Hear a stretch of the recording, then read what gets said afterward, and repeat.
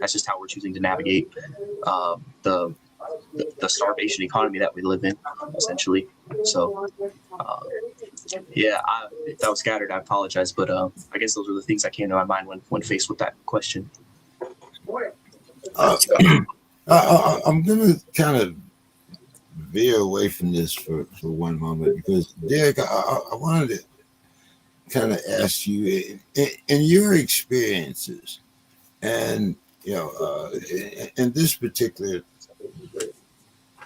example, I'm going to use Israel.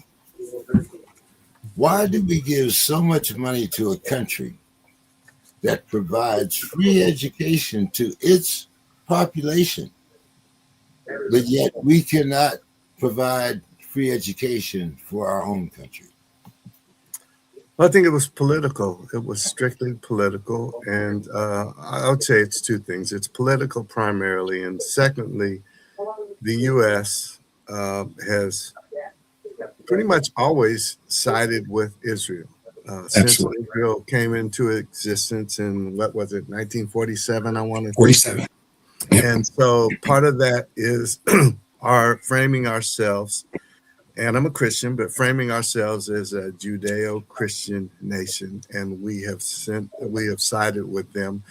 And I think the other part of it, the reason that it's geopolitical, is that in that portion of the Mideast, most of the people are not pro-American for the vast majority. And since Israel is, it allows us to maintain a very strategic partner, a powerful one that helps to kind of keep a certain balance in that region. And so it really doesn't, it has nothing to do with what we should be doing domestically for our people and enhancing our people, because particularly in this administration, they believe that, the people that are welcome here are the people that are hugely intelligent from Asia and other places. That we're bringing in that intellectual capital where we tend to be starving our own, because certainly the black folk that go to college now, that can get into college because of the new rules, are very limited, right? Because those slots are all being filled by other people. I won't get specific, but Javon knows who those people are. And at the risk of black people, the people who quite honestly built this country through slavery. So that's what it is. It's and we know that the Jewish community is very, very affluent, very wealthy, control lots. I love it. And all these other places, right? So all of those are factors. So it's being very strategic, is what it is. That's as good an answer as you'll get to any question tonight. It is 100% geopolitical. That ally. Wait, can we backpedal? Wait, so that is a great. You said Israel was a thing in 1947. You said? Yeah. Wait, so they didn't have a nation until 1947. So what were they before that? Why they were scattered? Exactly. Yeah. They've been scattered. That's what it was. My mind is blown by that. Okay. They didn't exist before 1947. Yeah. The answer was perfect. Jesus. Geopolitical thing, right. And that's what it's about. It's about that ally Jesus. in that region of the world. It's critical. Good. Hold on. So this is what y'all doing to me. I'm about to go tomorrow and speak, and we blowing it up. I love y'all. Derek nailed that, man. I had to say I wasn't looking for that question, but I know he threw a curveball. You want to go to Israel? Okay. Just put in the left field. Well, I'm just wondering why we can subsidize countries that give free education to their population, like I said, but you have to give your firstborn, your secondborn, and everything else in order for you to get to college here. I'm all for it. My name is Masada. It comes from Israel. It's a mountain over in Israel. They have the climate to pass it. I teach it Jewish schools and all. They love me. My whole name is Hebrew. Had them tell me I'm a real Israelite and all that. I also had a girl tell me that between their 5th grade to 10th grade, I believe, don't quote me on it, but I know they all go to Mount Masada, and it's all a free trip for them. And basically, she told me they're off good. I don't need to give no money to nothing. They're off good. And she looked at me and asked if I understood what I meant about their kids get to go to Masada no matter where they're at. And so that's a big expensive trip. So I'm here with y'all. I love y'all, but go ahead. No, it's great. I mean, excuse the language. Geopolitics is real shit. It is real. And Derek just broke it down perfectly. I got nothing to add. Perfect. No, I just like to throw those curveballs every once in a while. Yeah, you tried to get him. He stepped in the box and went Barry Bonds on you. I tell you something, James, real quick, that kind of ties into this, and this is really getting political. So I have a son who's part of a team that leads these tours to Israel, but not just Israel, but they also go into Palestine, and so that they see both sides of it. And they're getting this tour, and they go up on a rooftop on one of the buildings in Palestine, which of course has been leveled by now, right? We know that those buildings don't exist anymore. And some of the hosts go and show them, pick up some armaments, some of the unexploded armaments, and say, and of course on the armaments it says "Made in the USA," because this is what you all are supporting, are the destruction of our people, and of course they've been fighting, Javon, for thousands of years. Oh, yeah. They literally have, but I'm just saying. So we play a role in that, certainly by providing them with munitions that they can afford to get them, but they want the best, and they get them from us. As a nation, we're never walking away from Israel. Don't. No, it's just not going to happen. It won't happen. And another reason why I kind of asked that question is I just saw a commercial a few moments ago, and it was talking about violence against Jewish people.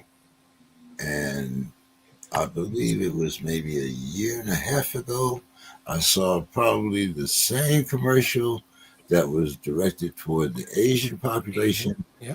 But I've never seen a commercial. I mean, well done, Mr. King. Well done. You won't. Masada, you want to start that conversation? That's a great Masada one, man. You should y'all really want to do this. All right. So it's not just a commercial. I'm gonna talk real.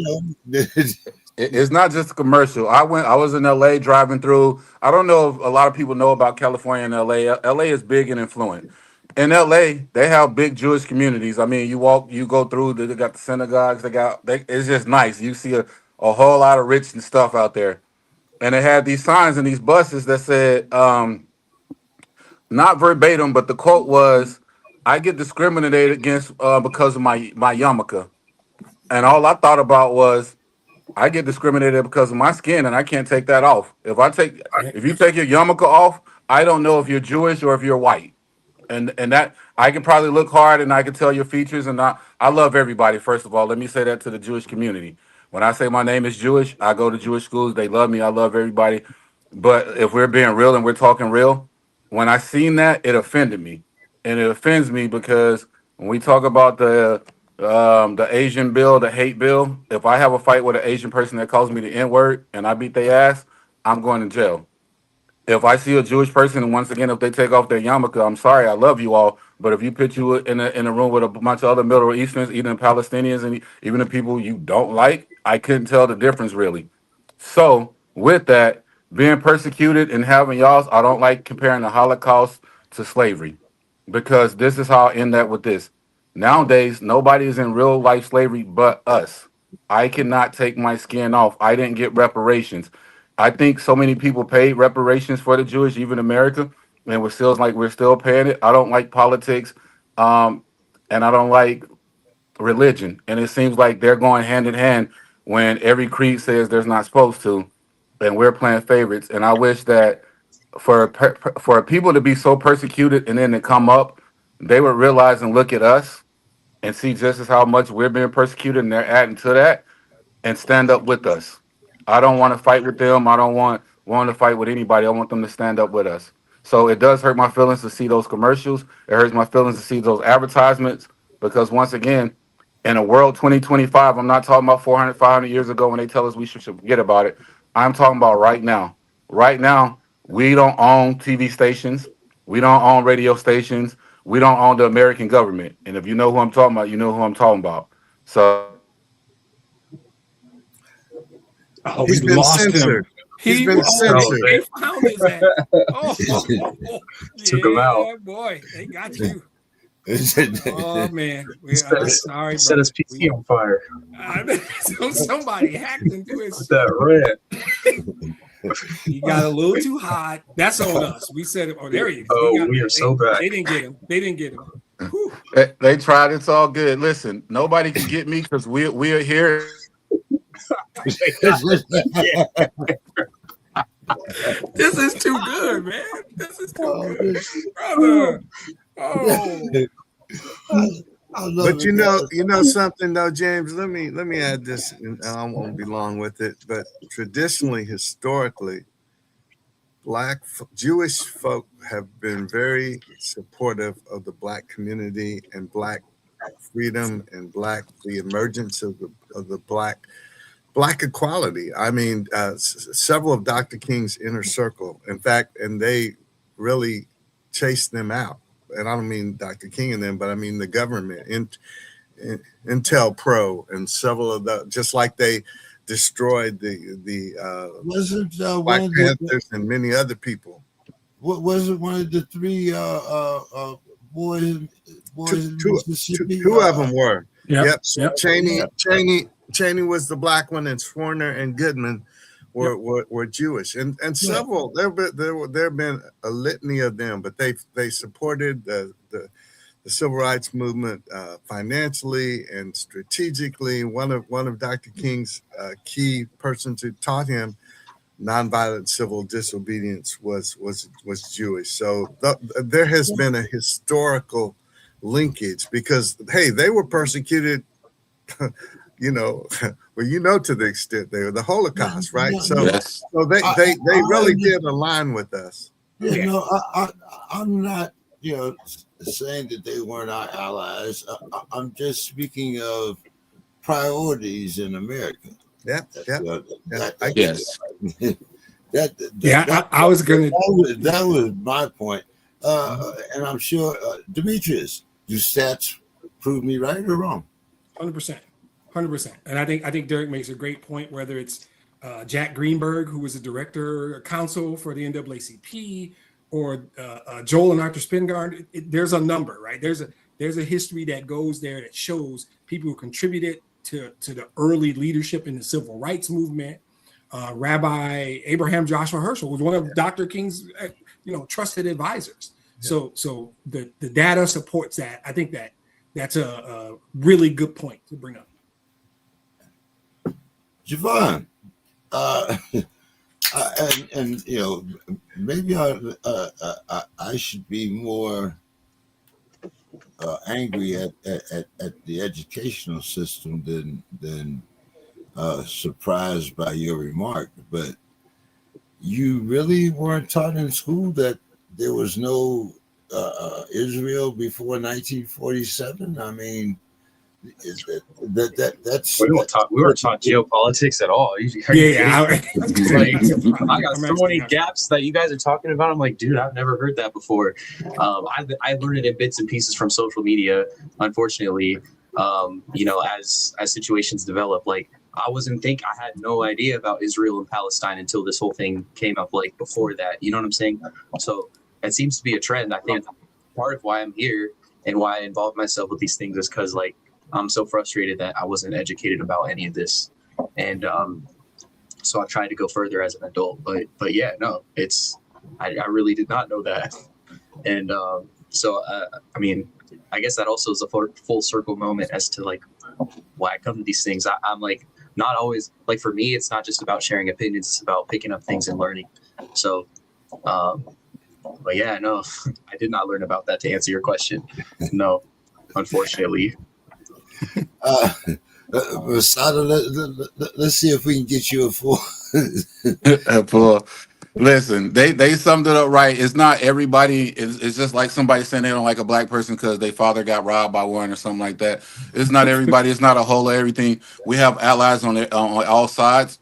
When I'm speaking, I am speaking to everybody, allies and non-allies, people who have a heart, people who have a mind, people who have a conscience and soul to know the truth. A lot of people get offended when you speak truth nowadays, and I know that's what we're here for. We're here to give you cold hard facts. That's why Demetrius has the data. We're here to fact check everything. But we're here to give you my facts and my realness is that, once again, I ain't got nothing to put on to tell you I'm black. My skin was born to tell you I'm black, and that's how the world sees me. And they don't see me, and they need to see me. When we talk about Dr. King and his allies and everything, he had a team. And I wonder what that team felt when he said the context of my character and not the color of my skin. Because once again, right now, those people's skin are closer to people's skin who oppress us. I believe in. I told you when I first started, when we a couple of shows ago, podcast. Every country around the world has more black people and black skin. When I say black people, more black skin than anything, and yet we're the most persecuted around the world. Yeah. Yeah, just for the sake of correct data, because you know me, I'm a data guy. The UN voted to split the land in 1947. Right, I think it was in November. Resolution, I hate guessing. I think it's 181. Resolution 181. That's when the UN split the land. The actual creation of the state of Israel was technically in 1948, like the next year. It was actually months later. I think maybe May when they declared their independence. So I just wanted to correct that. We're saying 47 because that's when the UN passed a resolution that said, hey, there's a Jewish piece and a Palestine piece. We're splitting it up. And then, of course, war broke out, right? Right. But I think the declaration was actually in the middle of 48, for the record. This is good to know. I do want to kind of get us back on track here, talking about. This is too much fun. Why are we gonna get back on track? Go ahead. Yeah. Well, hey, because Kroger's is a brand that's pretty, familiar to most of us. Under one, Rouse, maybe, Piggly Wiggly, different entities, but same parent company. Mm-hmm. And it seems like Kroger, and it's funny, when I first moved out here in 2003, as I've told most of you, I was a scab. I went across the picket line and worked for Rouse, and that's a Kroger company. But it does seem like when Kroger and starts closing stores, the first stores that they close are in the Black and brown community. And it means that now you have to go into a community where you are unwanted and unwelcome in order to get the necessities. Not just the luxuries. We're talking about necessities. We're talking about soap. Stuff like that. Stuff to wash. We ain't talking about no ribeye steaks, no tomahawks and stuff like that. We're talking about getting necessities. And as I mentioned before, it also seems that you can also go to most fast food stores now and also use your SNAP cards. Mm-hmm. Now, this is, you can't tell me that this is not a matter of economics. When you're trying to milk the neighborhood of every dime and dollar that you can, and as we've been saying since Dr. Martin Luther King, these dollars do not go back into our neighborhood. Brother Derek, throw you another landmine.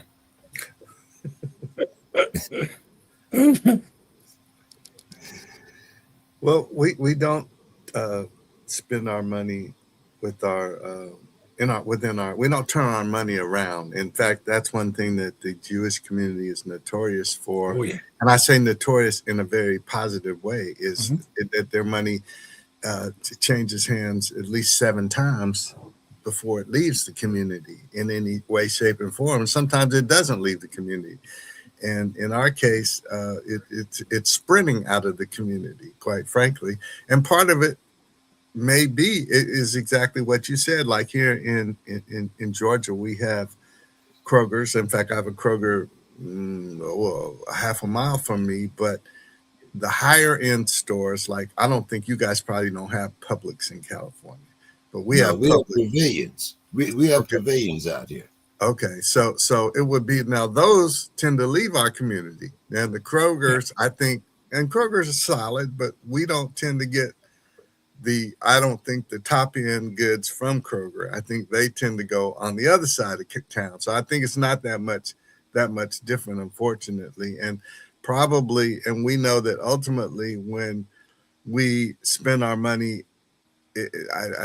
when you shared that last time about the EBT cards, but when we go and use them for fast foods, we know that leads to all kind of health complications, and we're not getting what's quality. And so it is a vicious circle, and I don't even see how that benefits anybody to do that, but that is the truth of what happens. Yeah. And I think I mentioned this last time. One of the things that when I worked at the SCLC, my boss who did the benediction when Obama first got elected, because he was one of the first or the second primary Black leader to come out and say, I support this guy. I'm not going to support Hillary, because all of the established Democratic community was lining up behind her because she had paid her dues and, was deserving. She was the anointed one. And anyway, so he had this campaign called Teach Our Dollars Some Sense. And it was all about investing in the Black banks, investing in your Black community. And so he really hammered that home. And not only did we do that, and you're going to talk about some of this later, but we talked about some of the ways that we brought retribution to companies that didn't honor and respect what was important to us. Like we had something, Winn-Dixie's out here, and Winn-Dixie's, I don't know if they have any Winn-Dixie's in California, probably not, because y'all make too much money. But so Winn-Dixie was importing peaches from South Africa. So we went and sat in Winn-Dixie and closed the stores down to make them stop doing that. Georgia Power was importing coal from South Africa. And we're talking about when South Africa was deep into apartheid. So we protested and stopped spending our money and shut down their corporate gatherings to the point that they stopped importing that coal from South Africa and stopped importing the peaches when Dixie did. So you just have to be willing to put something on the line. And I don't know, I think we're now such a fractured community. It's hard to get people on the same page. But I was reading, and I know you'll talk about this later, about the specific, in fact, I got this it's called the Times of San Diego, and you guys are all familiar with that. I didn't know anything about it. I saw the newspaper today because they were talking about the boycott, the Black Friday boycott that is supposed to go all the way into the first of the year, and how California has their own boycott that's even more extensive. So I love to hear how you all feel like, if that's been impactful, if we have bought into the boycott, or if we're still doing what we did. Masada, you want to speak to that? Well, the boycott, I don't like half-ass stuff, and I feel like we half-ass stuff, and I feel like I'm part of that as well. It's hard. I think me and you, James, talked about it the other day. It's hard to boycott certain stuff when certain stuff is actually beneficial and they make it cheaper. Here's a big one, and I don't even want to speak on the dude's name, but I'll speak on the company, Amazon, right? Amazon makes something that if I need it right now, I have to have it.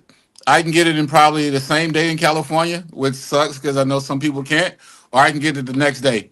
And I can probably get it for $7, maybe $10. If I want to go to the Walmart, if I want to go to any other stores I name, it's going to be about $15 or $10 or $10 more. not only will I have to get out my bed and go fill a gas car up and go use the gas station and all that, I got to spend about 20, 30 more dollars than I want to. So convenience. I wish that if we boycotted stuff, that we would just say, let's do it. America should boycott, and not just for Black Fridays, not just let's boycott everything. But if we're going to boycott, we're going to really have to boycott, and that's really hard to do. So some of the boycotts do work. California is big at revolting. I really like it. They've been having, what do they call it, 24-hour oh man, they can't call it we call it a 24-hour block parties or something like that they've been having. And all it is it's been boycotting ICE, boycotting a lot of different things. But I don't really think that's enough until we all do it and we all have a laid out plan of how we're gonna do it and all stick to it and we all do it. It's easy to boycott Target when I got Amazon Prime. I'm just a real boycott isn't easy. That's the point. Yeah. All those people walking around Montgomery, Alabama in 1956, they could have just said, "Oh, it would be more convenient if I just jumped on the bus instead of walking." A real boycott requires sacrifice, and I think that's what Masada's saying, right? Yeah. I'm agreeing with you. Like, we have to really understand the sacrifice if we really want to make substantive change. You got to have skin in the game. Exactly. It is a real boycott. There hasn't been a real boycott probably since 1956 or somewhere back then. Somewhere back then. Really want to make change? That's it. But you said it, James. I don't care. I can boycott Target as long as I got Amazon. Okay. All right. Okay. It's like the people in Montgomery in 56 saying, I don't have to take the bus. I'll just Uber. Uber would have been around. When we do boycott and when we do stand up, the game is over with, and that's how it changed without us just directly blowing it up or doing an insurgent. Really, by I believe Derek talked about a lot of times when y'all did the Martin Luther King and he was there, you hit him in their pockets.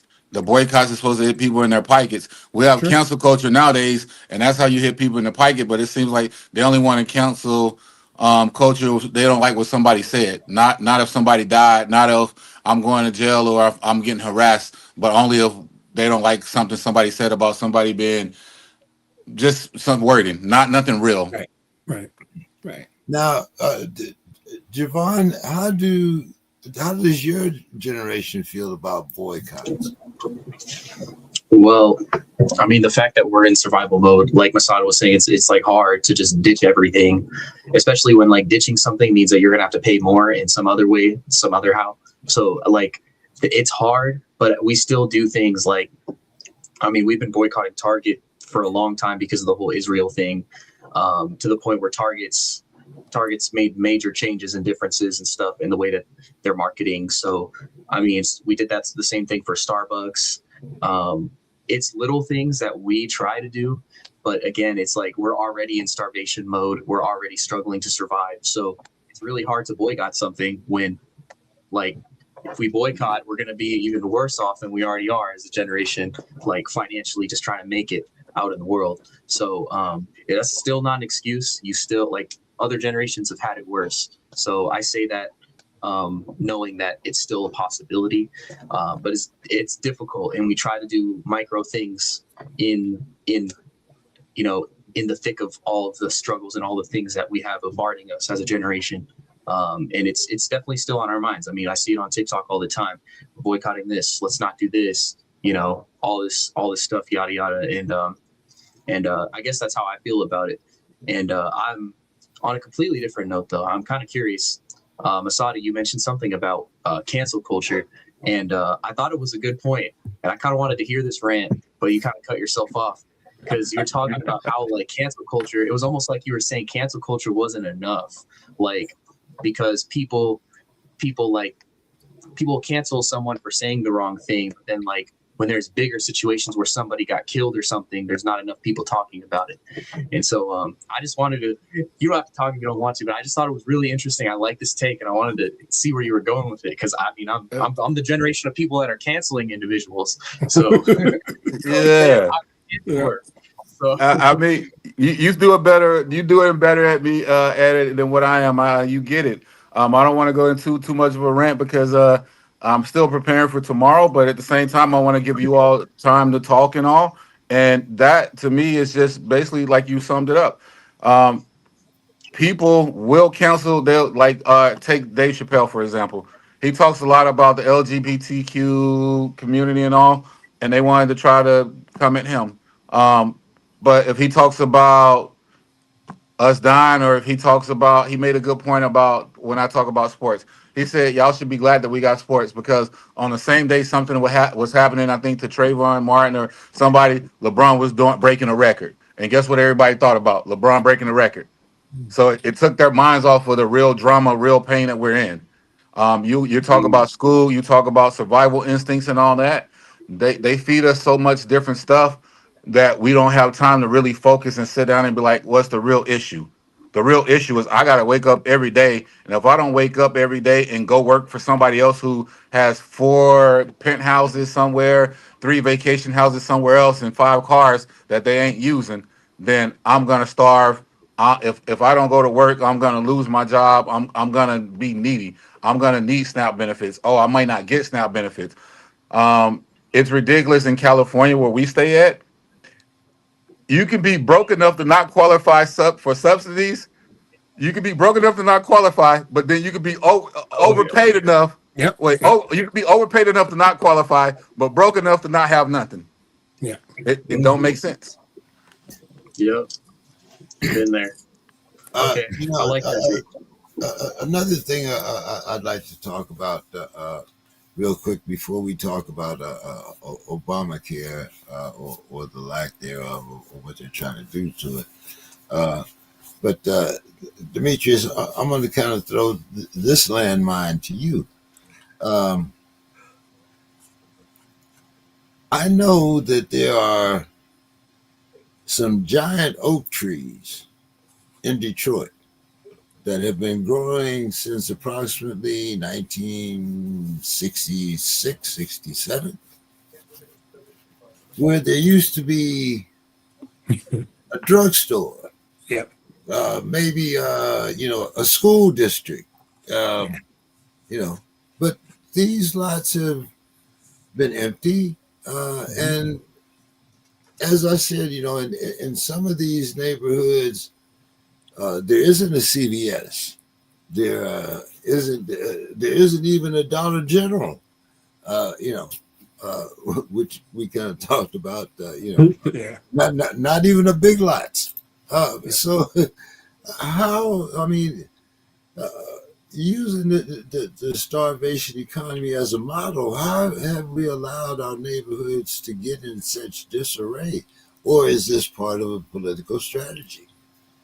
Both things can be true, right? There is absolutely a structure that says whether it's a grocery store or a drugstore, whether it's hospitals or where do we get care, there is a structural piece to this where low income Black and Hispanics are disproportionately impacted by policy. I could run off data around healthcare deductibles and how they've doubled. I could run off data about the stores closing, like we've talked about, and they'll give you an okie doke about, oh, it's high costs and we're getting online competition and we're doing profit mapping to close underperforming stores. It is just coincidental that what you call an underperforming store is in a low income neighborhood, and it's just a vicious cycle. Of course, you think it's in a low income neighborhood. How is it going to perform? So then the example Derek used, Publix, where I am, is probably Whole Foods, right? you got to go a distance to get to Whole Foods. You got to go to a certain neighborhood to get. They don't want you out there. That's why it's out there, because they don't want your ass out there, right? But you pass $5 stores, $8 stores on your way to Whole Foods, right? Or you pass that store that they call underperforming because their AI generated whatever says the demographics and the competition and the climate and blah blah blah, when really what it is, it's just a cycle, right? And they will use profit mapping and things like that to show. Or like I said, I'm a little all over the place, because high level, what you're really talking about is displacement. That's what it is.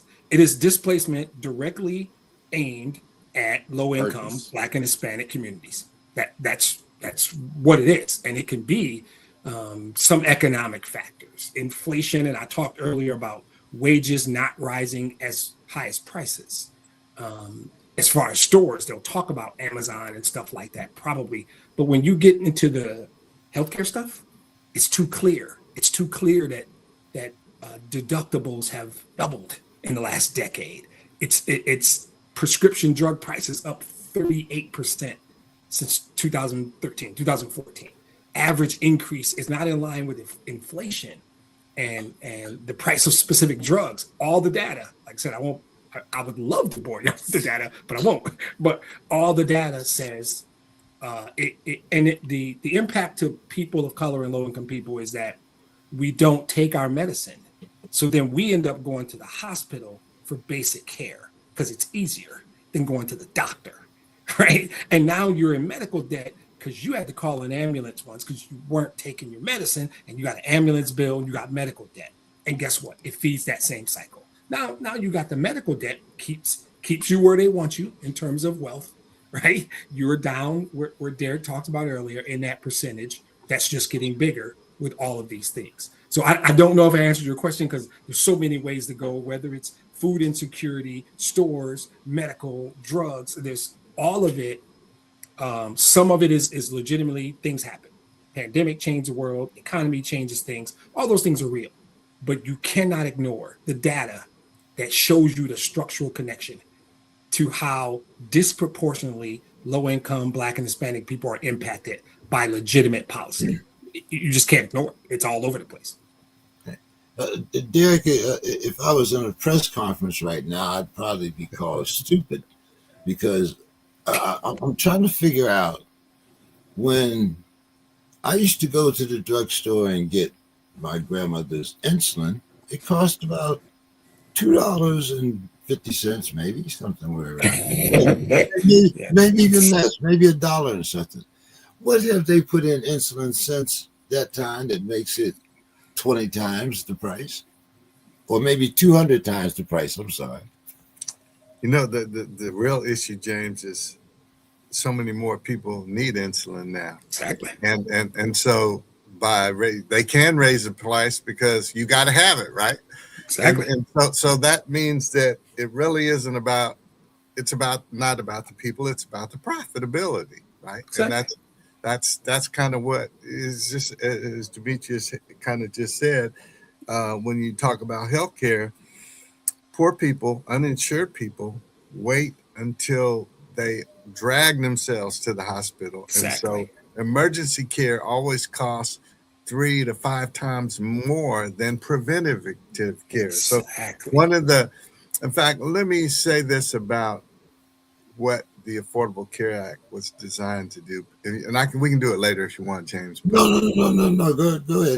So there are what are called 10 essential health benefits, and remember that the party in charge now, you know whose party, they fought this tooth and nail, okay, for a lot of reasons. One thing they said, this Congressman Javon out of South Carolina said it's the politically correct thing to be against the Black man in the White House.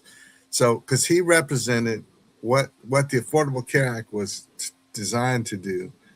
7 presidents before had tried to put together some form of universal health care, which is essentially what the Affordable Care Act is. And it wasn't perfect. It needed work. It still isn't perfect. But what it did, 10 essential things that you had to have. One was ambulatory patient services. So you could, if you had to get admitted to the hospital, you could be admitted to any hospital. Emergency services, regardless of where you were, you could get in and be seen by a doctor. These were what were designed. Inpatient care included surgery and overnight. See, a lot of people had what they call junk insurance policies that didn't include any of these things. Maternal and newborn care. Now, a lot of men, particularly single men, balked at this. They said, well, I'll never be pregnant. I'll never have a baby.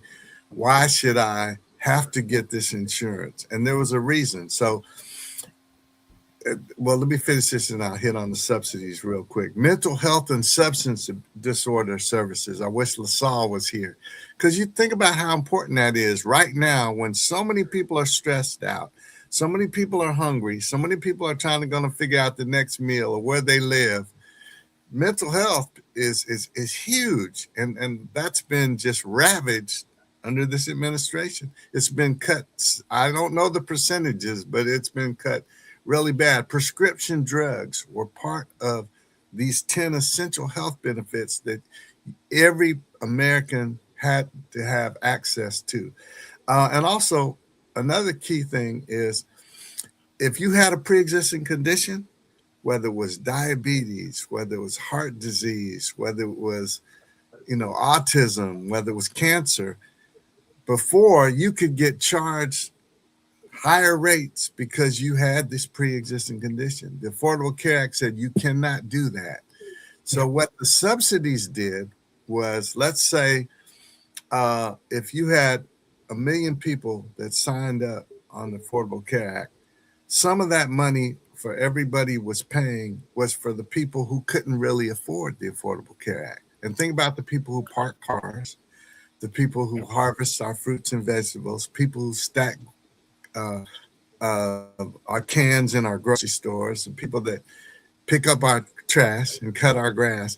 A lot of them couldn't afford health insurance, a place to stay, transportation to get back and forth.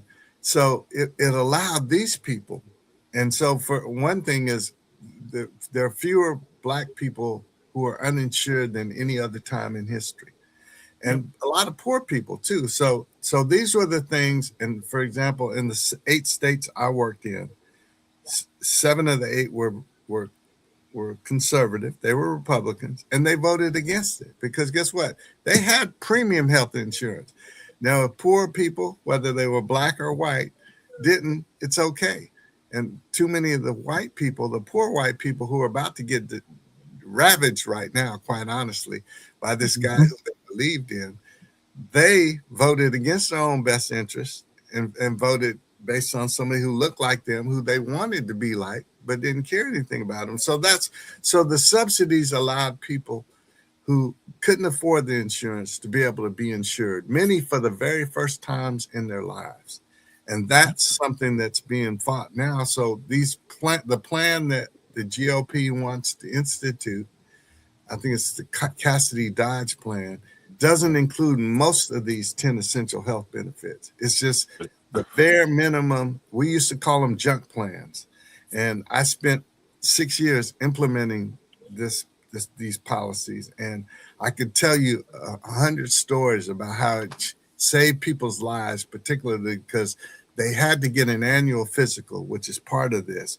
And then the annual physical, you find things out about people. Exactly. You find out about problems. And then you get prescribed things. You get told you got to exercise, and we're going to get back together in 3 months to see how you're doing on this. But you catch stuff before it becomes catastrophic. But they don't care about that. And so all the rural hospitals, tons of rural hospitals in this country are closing. So let's say a pregnant woman has to drive 100 miles to get to a hospital. What happens if she has an emergency? That child has to come. So there's so many stories like that. And that's what the subsidies allow people to make. Some people can get their insurance for $10 or $50 or $100 a month, who could have never afforded it. And so those premiums, I don't know if you know, we have a congressman here, Congresswoman Marjorie Taylor Greene, who was super MAGA.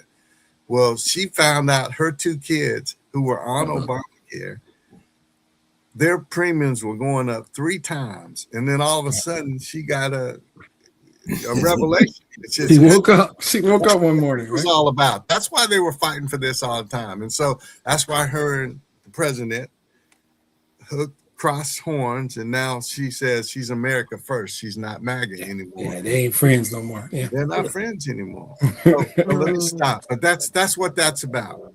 Can I interject real quick with something with all that to show you how it's all systematic and how it's all a game and it's all designed that way? Demetrius talked about how it's designed. The further you go out, you get better stores, right? we're thinking about dollar stores and all that. We're talking about diabetes and catching your problems when it's too late. Have you ever noticed that we used to talk about liquor stores and everything? They're in the hood. The farther out the hood you go, the farther you don't see them, right? That's not only with liquor stores. Think about the food stores and the food chains and the grocery stores that you see. The further you go out, they change a lot, and I mean drastically. Yeah, and that goes to Derek's point about health.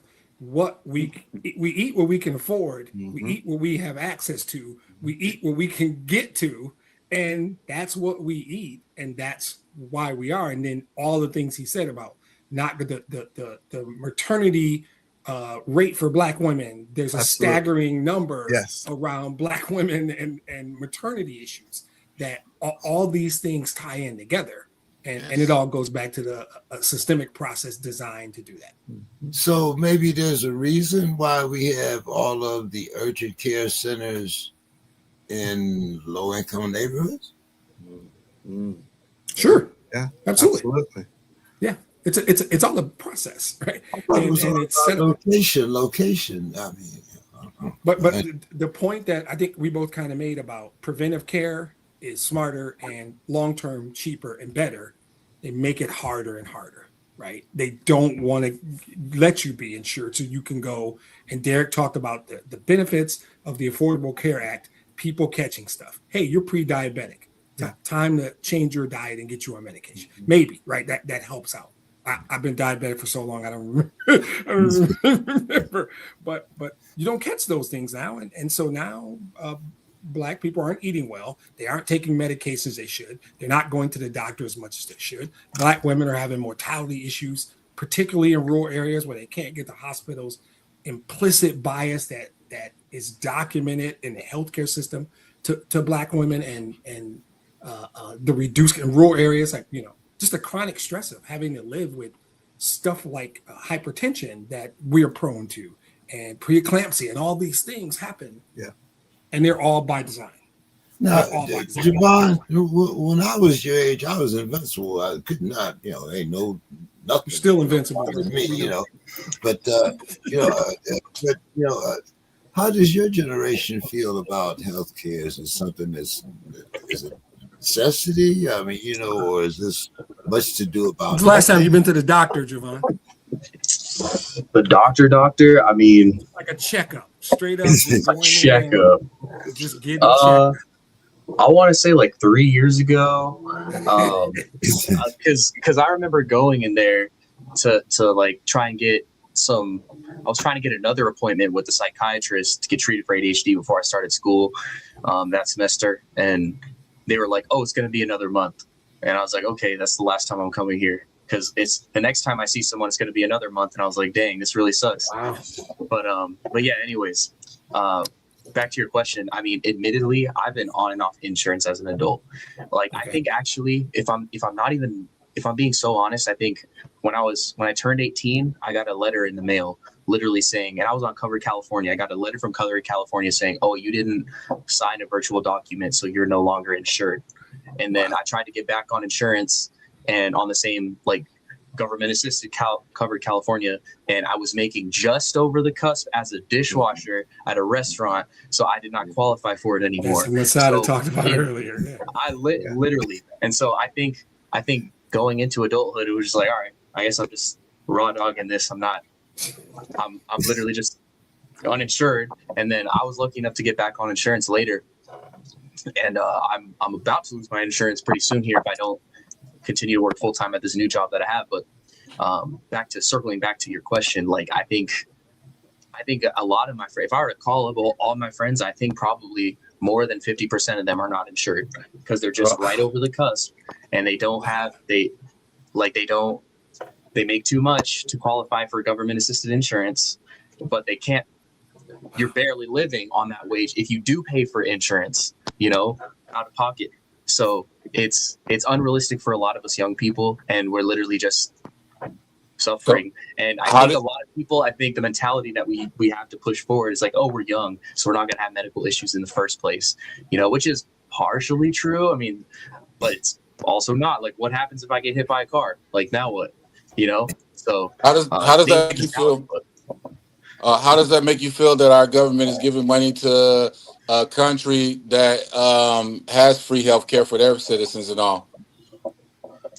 We have to separate it's those two things, laughable. right? We got to separate those. I mean, I'm just asking. We can't. No, Why I'm get him started? not trying to be that guy. I just don't. I know. just want to, I want to know what this young man feels. Okay, my bad. That's Go it. ahead, I want to know George. what this young man feels that he All right. can't afford health care. He doesn't make enough, but our country is giving billions or millions to another country who, and it's not about them giving the money to them. It's about we're giving money to a country that is doing it the correct way with their citizens and their country people because they love their country people. What does it say about our country if we're not following in them? And what does it say about them if they're not pressing us and asking us why aren't we? If you know better, do better. So if they're doing better, why aren't we doing what they do? How does that make you feel, Javon? I mean, it's almost to the point where I don't even have energy to be angry. I just laugh. Like there's so many things to be angry about. Like it's laughable how ridiculous it is. And I mean, considering we're dumping money into countries committing genocides and all this other crazy shit, like that money that could be my insurance right there. You know what I'm saying? And I mean, I could yell about this for hours, Masada. I truly can. But the fact of the matter is, it's laughable, and it's like there's already so much pressure and so much like we're already just trying to survive in so many ways as it is. It's just like we just gotta laugh and move on and hope that something bad doesn't happen to us. That's all we can do in this situation, unfortunately. So yeah, to answer your question in short, it pisses me off. It pisses us all off. What can we do? Like, it was out of our control. We entered adulthood like this. So But what can I do? Derek, didn't we have that same problem during our youth? Why are we still talking about the same problem in an America where supposedly was the Civil Rights Act, was it 1972? 64, but Yeah. let me say this. Well, so many things to say here, but we were much healthier, quite honestly, James, when we were growing up. You didn't have all the air pollution, all the water pollution, all the pesticides. That's magnified now. Think about asthma.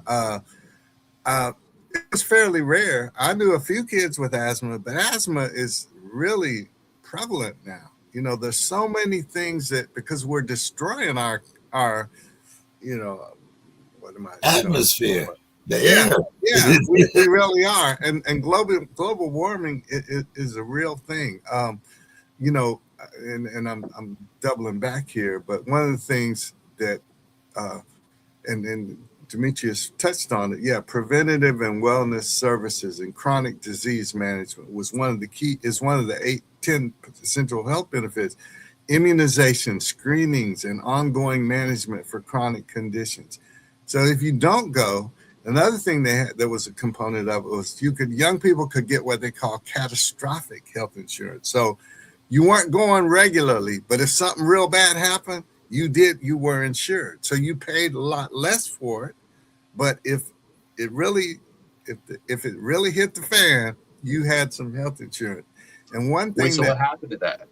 Huh? What happened to that? Well, I've no, never heard of that. It should be part of that California. Is it called Cover California? Cover California. Yeah. So the Democratic or the progressive states said, hell yeah, we're expanding Medicaid, because the law was designed that all 50 states would expand Medicaid. But then, the Republicans sued and said, well, what if we don't want to expand Medicaid? What if we don't want to cover our poor people? They didn't say it like that, but that's what it meant. Right. So they didn't do it. So, Illinois has it, Chicago has it, New York, California has it, New York has it, Pennsylvania has it. But the states, particularly the conservative states like mine, where the deepest vestiges of racism and Jim Crow still exist today, they didn't have it because they don't give a damn about you people. Who is it says they don't? What did he say in the Super Bowl last year? See my man back there. What did he say? I Y'all remember. know I the remember that the show. rapper. Kendrick. Yeah, Oh, y'all know. I Kendrick? know Masada knows what he says. I just can't remember, but All about basically he the says they revolution. don't care about us, right? Not like Oh us. yeah, yeah, They're yeah. not like us. Not like Not us. like Yeah, us. yeah, yeah. Exactly. Hi. Exactly. Hello. Hey. Beautiful, beautiful, beautiful. I'm glad you got to Love bring the whole family, Masada. Love What it. a beautiful They thing. they part of this. That's what we doing it for. Because Yeah. we've been doing it since y'all been kids. I'm not keep trying to help my kids go through it. Javon, we trying not to have you. They say it's easier to build strong men, children than to fix broken men. I think we need to do it all. We need to do it all. Yeah, But they Frederick wanted to say hi to Douglass y'all. says that too. You're right, brother. That's it. It's easier to build strong children than men, broken men. Yeah. To repair them. So, but the one other thing about the Affordable Care Act, it said you could keep your kids on your plan till they're Absolutely. 26. And 26. even the Republicans had to admit they love that. Right. And Right. so, But they did. Yeah. Javon, your generation has some different mechanisms in dealing with the current system. I remember one, I believe, was like overbooking events and kind of sabotaging uh, political appearances. Uh, is that your generation's form of boycott, maybe? Oh yeah. I mean, social media boycotting is huge, and I was actually one of the people who booked 10 tickets to that Trump rally okay. that nobody showed up to. I had 10 seats there, according to their website. So, That's awesome. yeah, beautiful. it's things like that. Things like that come up all the time. I'm pretty sure, like, when Target started promoting Israel, we flooded their pages so hard that they disabled all they disabled all comments and all their data. They disabled all of it, so we couldn't see anything on any of their ads. It's things like that. Like, we will do everything as social media warriors to boycott, and it's free to leave a comment saying you don't approve of what a company is doing. You know what I'm saying? It's free to report pages that are talking about racism and are like that are being racist. It's things like that. It's always on our mind, and it's free to do those things, and it has so much power these days, and our generation understands it's the best. So I'm very involved with that stuff. I would say, like, especially in my busy life where I can't, like, my body can't always be in the place where activism is happening. I could use my thumb to boycott in certain ways and fight for what's right. So that would be my main form of boycotting right now. And so, yeah, to answer your question, yes, absolutely. And I was one of the people that bought a seat to that Trump, 10 seats to that Trump rally. So, yeah, that's a very prevalent thing. Thank you, brother, for letting us know that. Keep it up. Yeah. Yeah. I thought that was very unique when I heard about it. I'm like, yeah, these are things that, like technology has made possible. But also, technology is also kind of, it has been a two-edged sword. I'm in closing, since we're talking about equality here, I would like to know how you gentlemen felt about the leader of the so-called free world talking to a woman a professional woman, regardless of her ideologies, whether she was pro-Trump, MAGA, or whatever, but to belittle a female like that in public. Which time, James? Which I woman? know. Which time? Yesterday, today. I think it was it yesterday when he referred to the I know what lady you're talking about, but Derek makes a as Miss much better Piggy point. and Right. I mean, here's a guy in Depends, talking about, calling somebody Miss Piggy and telling her about how obnoxious she was, and I'm just wondering how we can keep this theme going on, because it is an ongoing theme with the whole administration when it comes to the rights of women. I believe, and maybe, once again, you can, call me a pessimist or whatever, but with this present Supreme Court, by the time they're finished, women might not even be allowed to vote. I mean, and once again, we're kind of watching this. What was that movie with Eyes Wide Shut or something like that? Yeah, that's it. Demetrius, put me on track here. I'm all over the place. Yeah.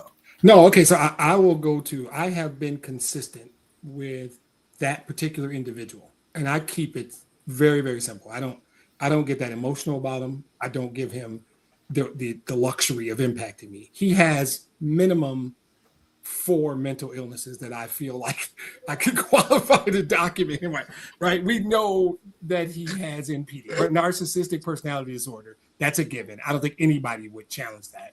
I think there's a different version called malignant narcissism, which I think some people have speculated he meets the criteria for. I think we've seen evidence of a cognitive decline that could or could not be dementia. I don't know. And I'm barely joking. I'm really serious. And I think there's an antisocial and paranoid personality disorder that I don't know a ton about, but I know enough to know, like some Supreme Court justice said in the 70s about porn. I don't think there's a definition for porn, but I know it when I see it. Right? That's who I am. So that guy says something like that doesn't surprise me. What I will touch on a little deeper, what you said is, and I don't even know if this is a popular opinion or if the guys are going to agree with me.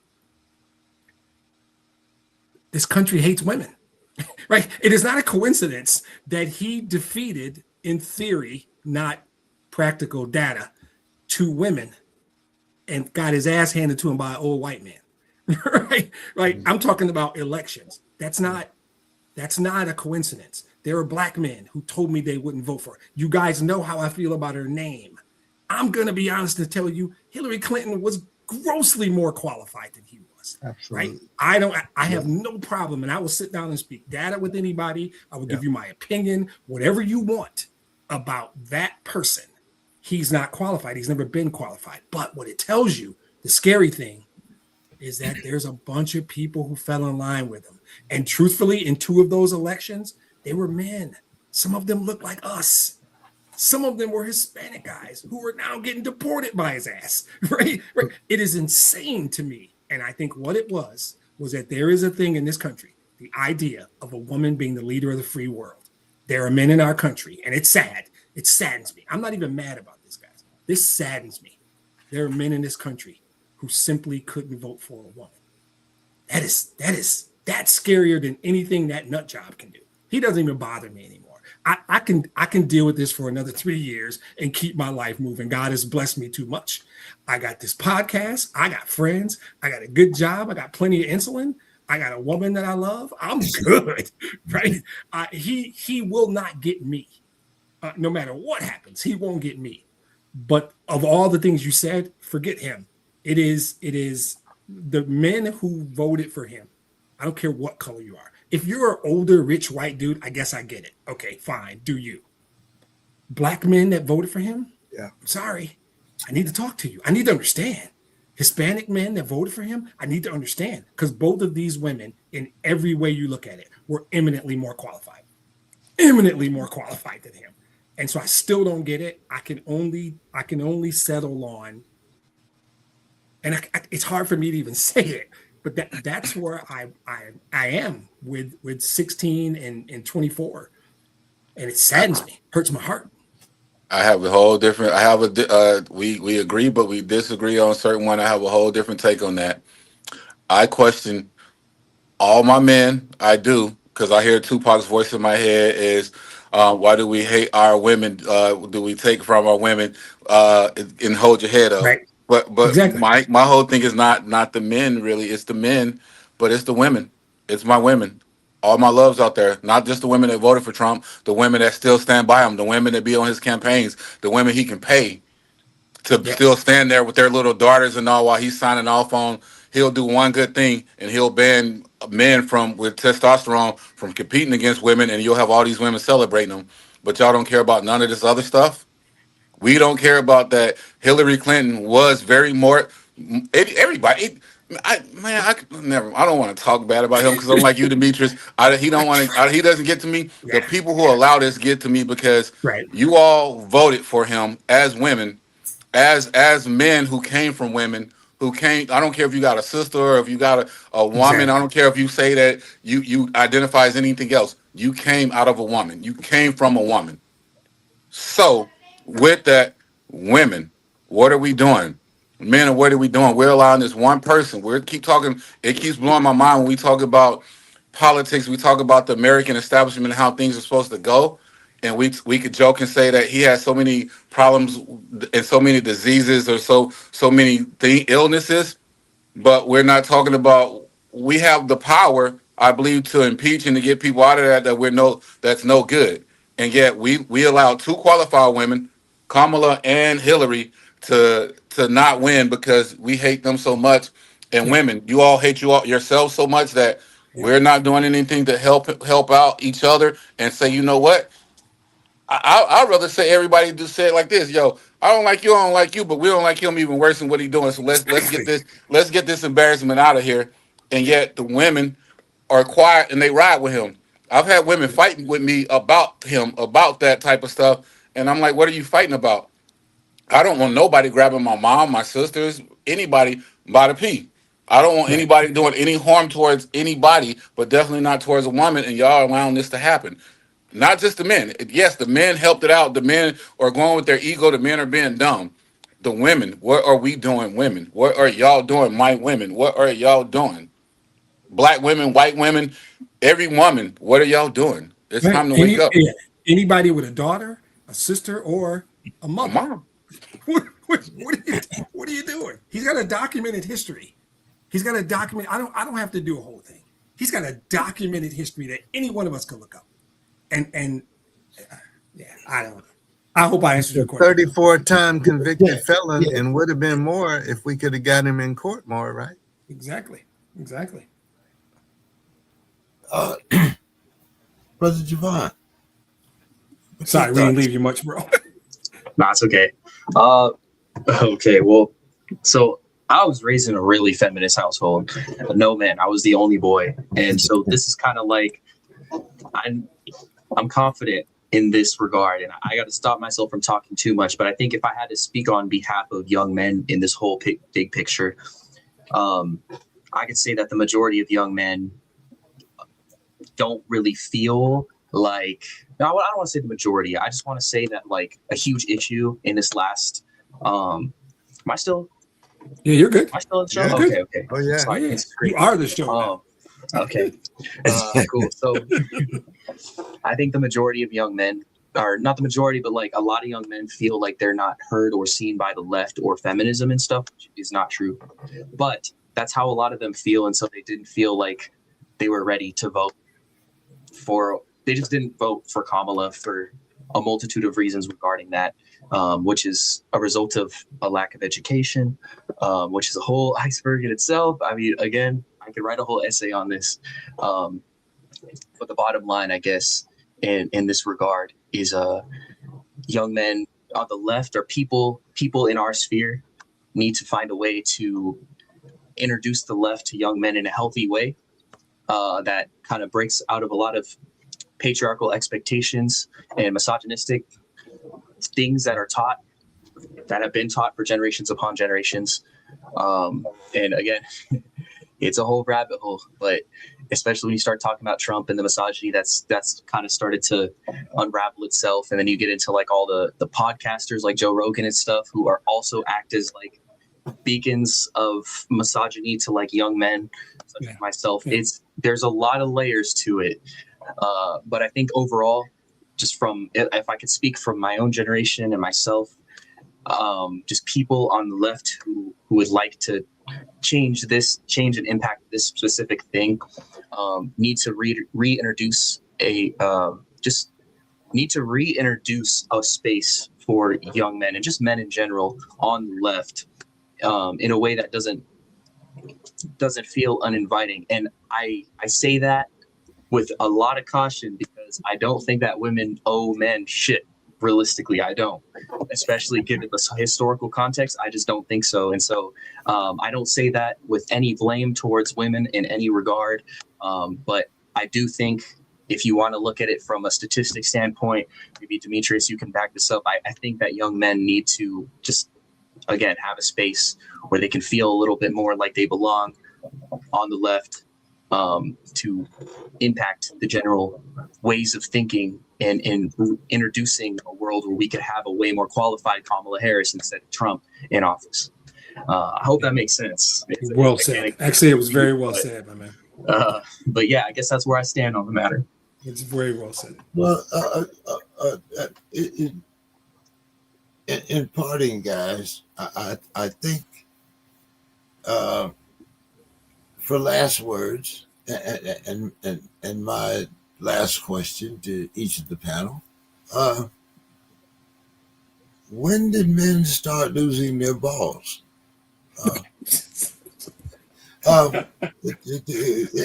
Anybody want to start that out? I mean, I can make that really quick, and that's really it's weird for me to make that really quick, but they start losing their balls when they start selling their souls for money, because they figured money would give them an easier life. So once you could pay somebody to go do something, that was it. I mean, look at the Diddy document. Look at all the other stuff. Look at different things where you talk about in there where people will do the wildest things just for a paycheck, just so they can be out the struggle. What Javon talked about, the struggle everybody's in right now. Once you gave Trump's wife, if you want to talk, I said his name, his wife. People are do anything right now to have an easy life so they don't have to suffer and hurt. And that's when they start losing their balls, when they start being sellouts for money. Demetrius, I got to come to you next, because there was a guy that I don't usually you're in a hotel room, but usually I usually see his picture back there. So. Yes, sir. This guy let him cut off his balls and not go to Vietnam because he said he's on the shirt, by the way. He ain't on the picture. He on the shirt. Well, I knew it. I figured that he's somewhere. He's somewhere. But when you said you weren't at home, then but usually I see it in back of you. I mean, if there was ever a man to have a bigger pair of balls that I know of, it was him. I understand your statement. I do not agree with it. Right. Okay. I think I could make a case for a generation of fathers that might have failed, but then I would subset that with a system that incarcerated a lot of those fathers. I would give you the data on why those fathers weren't there, and that's where I would go. I would say systemically absent fathers created a generation, maybe even two generations of young men. All due respect to the single moms who crushed it, right? Who worked their asses off. I get that. But there were a lot of, and those were the people who would have taught those men to respect women. Matthew Vergis and how he treated Mary, and how I watched him treat Mary every day, gave me the framework. There's a reason I've never raised my hand to a woman, and I never will. Because that's what I was taught. And I was taught that not just by Matthew, but by my brother and my uncles and other male figures. And I had legitimately 12 like influential male figures in my life, from teachers to counselors to baseball coach. And all of them were aligned that we were going to be certain kinds of young men, right? And I think that there are a lot of young men who didn't have it, and it's not their fault. I know some of it is systemic. Some of it is they flooded our neighborhoods with drugs, and they put a lot of our dads in. A lot of these dads are in jail for having 6 ounces of weed or whatever the idiotic situation is. Some of it is that system. Some of it is a degree of I don't know. I think it's a shift to what Masada said is right too, though. I'm not taking away from what Masada said because there's a degree of that. I don't know if I agree with the premise that we lost him. This guy on my shirt certainly never lost his. And the reason he's on 15 shirts in my closet, a picture on my wall, is because he is one of the 3 men I would say I call idols. Biblically, I don't do idols like that.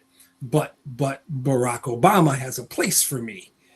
This guy has a place for me, right? And so when you look at those things, and the other's my dad, by the way, right? So of those, my much shorter answer, is there's a bunch of things. They weren't lost. I think an absence of fathers in the household. We have a generation, maybe 2 generations of young men who don't revere women, which we should. To I think the point Masada made earlier, and we don't have, as you put it, they don't have both of their balls. They might be short one or whatever. But it's hard. It's hard.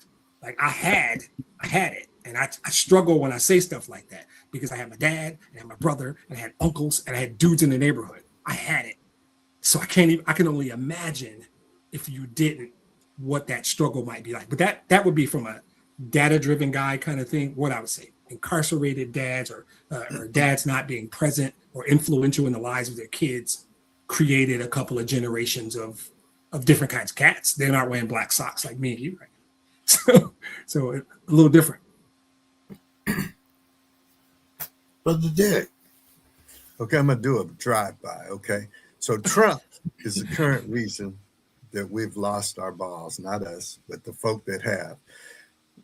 No president has ever come in and done the things that he's done, and they're illegal, 3/4 of them, but nobody is standing up against him.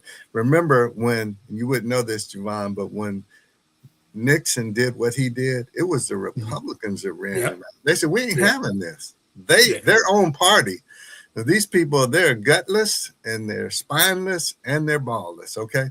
Number 2, you wouldn't know this, Javon, but go check this out. This group called the OJs. For the love of money, people will sell their own mothers. It's a classic sound. I know James and I were living there. Oh yeah. Too. Basada, we committed $40 billion and gave $20 billion to Argentina in this last quarter to bail them out. They are the most bailed out country, progressive country in history. They have been bankrupt numerous times because you know who liked them. They like, and the guy, he's crazy, but we liked him. So yeah, what could we have done? How many people could we have educated with that money, right? But you know, so and so doesn't care. This one's for you, Demetrius. I'm gonna send this. I wish I had Javon's email address and James give it to me. I'm gonna send you a picture. I'm gonna send you a picture. I spent 2 hours with Ali on a plane coming out of Detroit when I had gone up for my dad's retirement, where he taught at Eastern Michigan, and he had retired, and we were stuck on the runway for 2 hours. So I wrote this story about our interview with him for Playboy, and I have a picture of him holding my son. This was in late 1980 of my newborn son. So just so you don't make you a little bit jealous. That will make me jealous. I did get to meet him. He came to my high school in 1986, but he was really, the Parkinson's was heavy, so he didn't actually speak. This was a little before that, so the Parkinson's had him.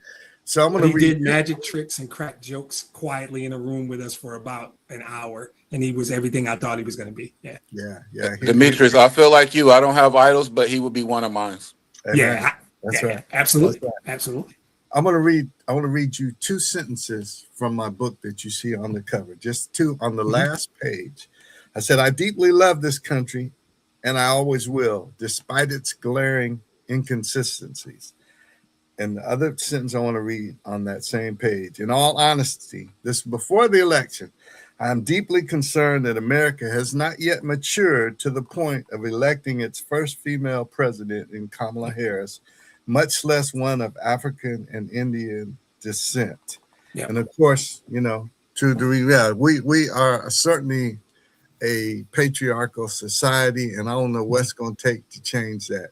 And we have more- deep disrespect for women, particularly Black women, who, despite being the most educated person in this country by percentage wise, Yep. they are, there's exceptions, but they are the least desired also. Well, Javon, you want to take us home here? I mean, sure. I think when asked the question, like, when did men lose their balls? I couldn't tell you when, but I can tell you how they could find them. They could find them if they break norms, break gender norms, and admit things to help empower women to take on roles that we've traditionally taken on that it doesn't financially or Wait a minute, statistically hold on. make sense for us. You want me to have feelings? What Yes, sir. Oh, Yes. God forbid. Javon wants you to give a damn. Yes. God forbid. But Right. I mean, I think men need to put their egos down and admit things to help empower our society, especially the women in our society. And that's hard for some men, but it don't matter. You got to do it. So I guess that's how I would answer that question. And I guess on a different note, I think all of this stuff is just so valuable and for so much valuable information to me to take in and hear about. And so I guess I'm just deeply grateful to be able to sit in these meetings and learn from all you guys. And sometimes when these topics come up, I'm like, oh my God, I'm so behind informationally. This is all such new stuff. But at the same time, I just cut myself a little bit of slack because I'm here. That's why I'm here. So I guess I would just leave off by saying I'm grateful for you guys as usual. And even though I am really busy, it's hard for me to tune in when I do get to come here. I appreciate you guys. Yeah, we appreciate you. You give us hope, brother. You give us hope, young lad. I'm trying. You do. I'm trying, man. But You're not trying. You're doing it. You're doing it. You're doing it. One thing, Masada, we're with Yes. you tomorrow, brother. We are with you tomorrow. I'm with you I all. know what you're going to do. That's We're right. with you tomorrow. Do that thing. I am, and I'm doing it while we're here. Brother James got to see the shirts I got for us and all, but y'all are gonna see them. I got some nice ones. Brother James likes them. I hope you all like them too. But we're here. And Brother Derek, I brought your book with me. I have it right here. No, I'm serious. We are all together in all of this. The numbers say it. I'm gonna use data. I'm gonna use living evidence and experience. Javon, brother, you're busy, but you're here, and that's all that matters. We're learning from you as well, and we do appreciate having you in here because we need you, and we need all of us. Like I said again, it's not older, it's not younger, it's not middle. It's all of us. Yep. All right, guys. Well, as usual, I'm ending this program right on time. Best host in the business. Never late. Time management. Okay. Absolutely. All right, guys. Hey, All right, guys, have a good night. All right. Appreciate everyone. You guys have a good night. And we'll see you next week. Peace out. Have a good one, everyone. Peace.